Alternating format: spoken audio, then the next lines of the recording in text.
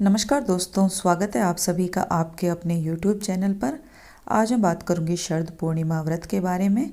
शरद पूर्णिमा व्रत की पूजा विधि क्या होगी, व्रत कथा क्या रहेगी और व्रत का शुभ मुहूर्त क्या होगा, ये सभी महत्वपूर्ण जानकारी आज मैं आप सबके साथ शेयर कर रही हूँ। यदि आप मेरी वीडियो पर, मेरे चैनल पर आज पहली बार विजिट कर रहे हैं तो मैं आपसे रिक्वेस्ट करना चाहूँगी कि प्लीज़ आप मेरे चैनल को सब्सक्राइब ज़रूर कर लें। बेल आइकन को ज़रूर प्रेस करें ताकि ऐसी ही वीडियो आप अपने फ़ोन पर देख पाएँ, कोई भी वीडियो आप मेरी मिस ना कर पाएँ। यदि वीडियो आपके लिए हेल्पफुल हो या आपको पसंद आए तो इसे आप अपने फ्रेंड्स फैमिली के साथ शेयर ज़रूर कर दें। अश्विनी मास की पूर्णिमा को जो शरद पूर्णिमा है वो मनाई जाती हैं। पुराणों के अनुसार देवी लक्ष्मी इसी पूर्णिमा तिथि को समुद्र मंथन से उत्पन्न हुई थी, इसलिए शरद पूर्णिमा की रात का हिंदू धर्म में अपना विशेष महत्व है। इस रात में चंद्रमा अपनी 16 कलाओं से पूर्ण होकर आकाश से अमृत वर्षा करता है और वैभव की देवी लक्ष्मी अपने पति श्री हरि के साथ पृथ्वीलोक पर भ्रमण करने आती हैं। लक्ष्मी विष्णु के स्वागत में इस रात को कैसे पूजा करें, तो जानिए पूजा की विधि क्या होगी। पूर्णिमा के व्रत का सनातन धर्म में बहुत महत्व है। हिंदुओं में यह व्रत खास तौर पर किया जाता है।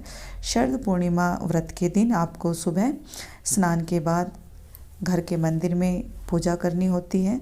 पूजा आपको जैसी भी आती है उस तरह से आप पूजा करें। ध्यानपूर्वक माता लक्ष्मी और श्री विष्णु की आप पूजा आराधना करें।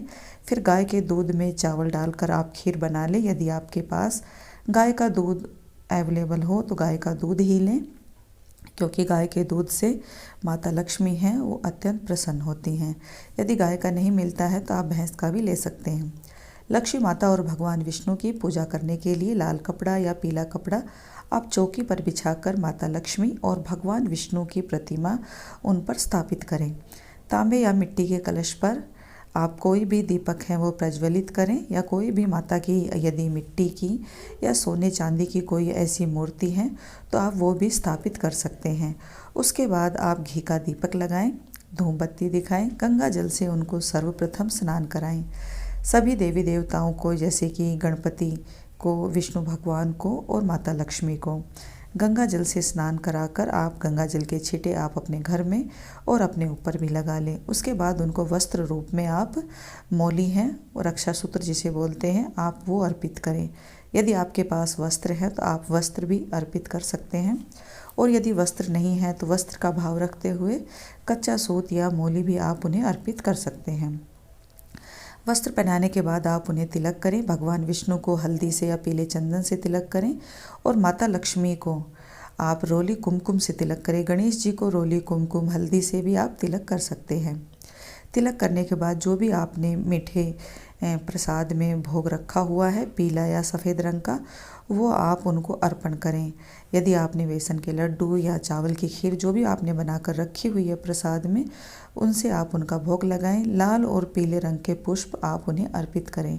माता लक्ष्मी को यदि कमल के फूल मिलते हैं तो कमल और गुलाब के फूल अर्पित करें, और यदि कमल गुलाब के फूल नहीं मिलते हैं तो गुड़हल के फूल भी आप उन्हें चढ़ा सकते हैं, क्योंकि माता लक्ष्मी को लाल रंग के फूल अत्यंत प्रिय हैं। इसके बाद भगवान विष्णु को पीले रंग का जो पुष्प है वो अर्पित करें। पीले रंग के जो भोग हैं जैसे नैवेद्य, आप वो उन्हें अर्पित करें। इससे भगवान विष्णु हैं वो प्रसन्न होते हैं। और आप कोशिश करें कि आज के दिन यानी कि शरद पूर्णिमा के दिन लाल या पीले रंग के वस्त्र ही आपको धारण करने हैं, क्योंकि लाल रंग है माता लक्ष्मी का प्रिय है और पीला रंग है भगवान विष्णु को प्रिय है।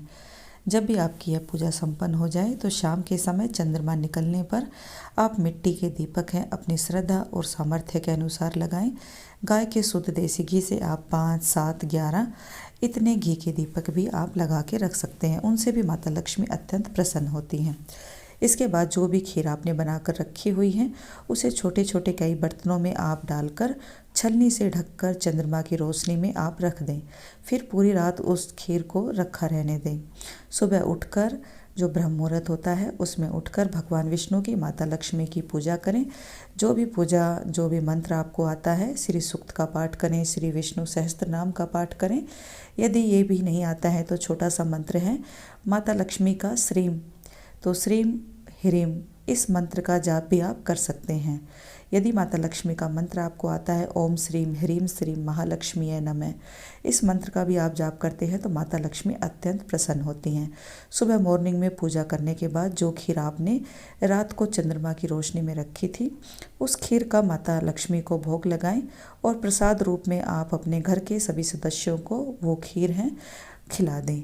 इससे आपको आरोग्य का वरदान मिलता है। यदि कोई ऐसी बीमारी आपके चली हुई है कि दवाई वगैरह लेने से ठीक नहीं हो रही है, तो आप इस खीर को खाकर, अमृत तुल्य खीर होती है ये, तो आप इस खीर को खाकर आरोग्य का वरदान प्राप्त कर सकते हैं। उस खीर को भोग यदि आप लगाते हैं तो माता लक्ष्मी अत्यंत प्रसन्न होती हैं। इस प्रकार जगत पालक और ऐश्वर्य प्रदायिनी की पूजा करने से सभी मनवांछित कार्य पूरे होते हैं और आपके जीवन में हर तरह के कर्ज से आपको मुक्ति मिलती है। आपका घर धन्य धान्य से परिपूर्ण हो जाता है। अब मैं आपको सुनाऊंगी शरद पूर्णिमा व्रत की कथा। शरद पूर्णिमा को कोजागरी पूर्णिमा के नाम से भी जाना जाता है। पूर्णिमा के व्रत का सनातन धर्म में बहुत महत्व है। हर महीने में पड़ने वाली पूर्णिमा तिथि पर व्रत करने से भगवान विष्णु और माँ लक्ष्मी की विशेष कृपा प्राप्त होती है। माँ लक्ष्मी और श्री हरि की इसी कृपा को प्राप्त करने के लिए एक साहूकार की दोनों बेटियां हर पूर्णिमा का व्रत किया करती थीं। इन दोनों बेटियों में बड़ी बेटी पूर्णिमा का व्रत पूरे विधि विधान से और पूरा व्रत करती थी, वहीं छोटी बेटी व्रत को करती थी लेकिन नियमों को आडंबर मानकर उनको अनदेखा करती थी। विवाह योग्य होने पर साहूकार ने अपनी दोनों बेटियों का विवाह करा दिया। बड़ी बेटी के घर समय पर स्वस्थ संतान का जन्म हुआ। संतान का जन्म छोटी बेटी के घर भी हुआ, लेकिन उसकी संतान पैदा होते ही दम तोड़ देती। 2-3 बार ऐसा होने पर उसने एक ब्राह्मण को बुलाया, अपनी व्यथा कही और धार्मिक उपाय पूछा। उसकी सारी बात सुनकर कुछ प्रश्न पूछने के बाद ब्राह्मण ने उसे कहा कि तुम पूर्णिमा का अधूरा व्रत करती हो, इस कारण तुम्हारा व्रत फलित नहीं होता और तुम्हें अधूरे व्रत का दोष लगता है। ब्राह्मण की बात सुनकर छोटी बेटी ने पूर्णिमा व्रत पूरे विधि विधान से करने का निर्णय लिया, लेकिन पूर्णिमा आने से पहले ही उसने एक बेटे को जन्म दिया। जन्म लेते ही बेटे की मृत्यु हो गई। इस पर उसने अपने बेटे का शव एक पीढ़े पर रख दिया। ऊपर से एक कपड़ा इस तरह ढक दिया कि किसी को पता ना चले। फिर उसने अपनी बड़ी बहन को बुलाया और बैठने के लिए वही पीढ़ा दे दिया। जैसे ही बड़ी बहन उस पीढ़े पर बैठने लगी, उसके लहंगे की किनारी बच्चे को छू गई और वह जीवित होकर तुरंत रोने लगा। उस पर बड़ी बहन पहले तो डर गई, फिर छोटी बहन पर क्रोधित होकर उसे डांटने लगी कि क्या तुम मुझ पर बच्चे की हत्या का दोष और कलंक लगाना चाहती हो? मेरे बैठने से यह बच्चा मर जाता तो? इस पर छोटी बहन ने उत्तर दिया, यह बच्चा मरा हुआ तो पहले से ही था। दीदी, तुम्हारे तप और स्पर्श के कारण तो यह जीवित हो गया है। पूर्णिमा के दिन जो तुम व्रत और तप करती हो, उसके कारण तुम दिव्य तेज से परिपूर्ण और पवित्र हो गई हो।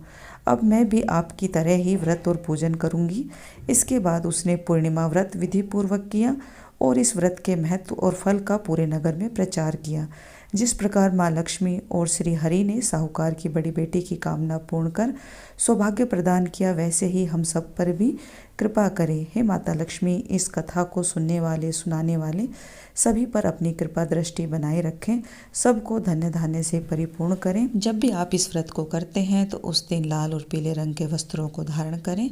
भूल कर भी तामसिक पदार्थों का सेवन ना करें और मन में शुद्धता और संयम का आप संकल्प जरूर लें। इस प्रकार आप इस व्रत को करके माता लक्ष्मी की अपार कृपा आप प्राप्त कर सकते हैं। उम्मीद करती हूँ कि वीडियो आपके लिए हेल्पफुल होगा। यदि वीडियो आपको पसंद आए तो लाइक करना बिल्कुल ना भूलिए। ऐसी वीडियो देखने के लिए मेरे चैनल को सब्सक्राइब जरूर करिए, बेल आइकन को भी प्रेस करिए और अपने फ्रेंड्स फैमिली के साथ वीडियो को शेयर जरूर कर दें। वीडियो देखने के लिए आपका बहुत बहुत धन्यवाद। जय माता लक्ष्मी।